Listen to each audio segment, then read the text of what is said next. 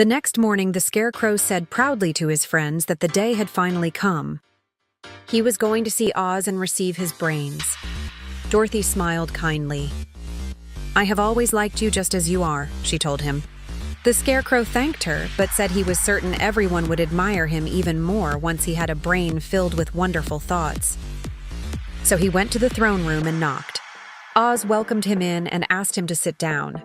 Then the little wizard explained that in order to give him brains, he would first need to remove the Scarecrow's head.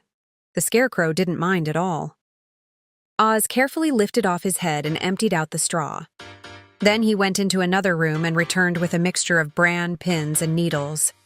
He poured the mixture into the Scarecrow's head and packed the rest with straw to hold everything in place. When the head was fastened back on, Oz proudly said, "Now you have brand new brains." The Scarecrow was thrilled. His head was so full that the top bulged slightly, with a few pins and needles sticking out. When he returned to his friends, Dorothy asked how he felt. "I feel very wise," he said seriously. "Soon I shall know everything." The lion joked that the needles proved he was now very sharp, and the Scarecrow stood proudly, convinced he had finally become a great thinker. Next, it was the turn of the Tin Woodman. He went to Oz and asked for the heart he had always wanted. Oz took a pair of large tinsmith shears and carefully cut a small square opening in the woodman's chest. Then he brought out a beautiful heart made of silk and stuffed with soft sawdust. "Isn't it lovely?" Oz asked. The Tin Woodman was delighted. Oz placed the heart inside his chest and sealed the metal again. "Now you have a heart any man would be proud of," he said. The woodman was filled with gratitude and returned happily to his friends. Finally, the Cowardly Lion went in to see Oz. He asked for courage. Oz brought down a small green bottle and poured the liquid into a golden dish. "If this were inside you," Oz explained, "it would be courage."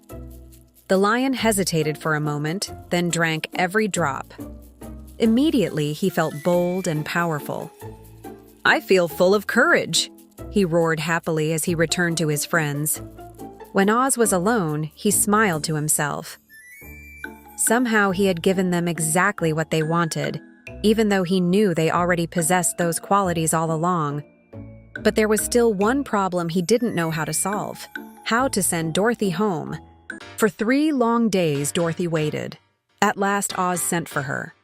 When she arrived, he said he had finally thought of a way to help her return home. He would build a balloon. Years ago, he himself had arrived in the land of Oz by balloon, and he believed the same method could carry them back across the desert. Dorothy eagerly helped him sew strips of green silk together, light green, dark green, and emerald green. After 3 days, they had created a giant silk balloon. Oz coated the inside with glue to make it airtight and tied a large basket underneath. Soon, the entire Emerald City gathered to watch. The Tin Woodman built a fire beneath the balloon so hot air could fill it.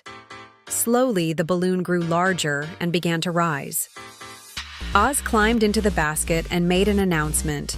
While he was gone visiting another wizard in the clouds, the Scarecrow would rule the Emerald City.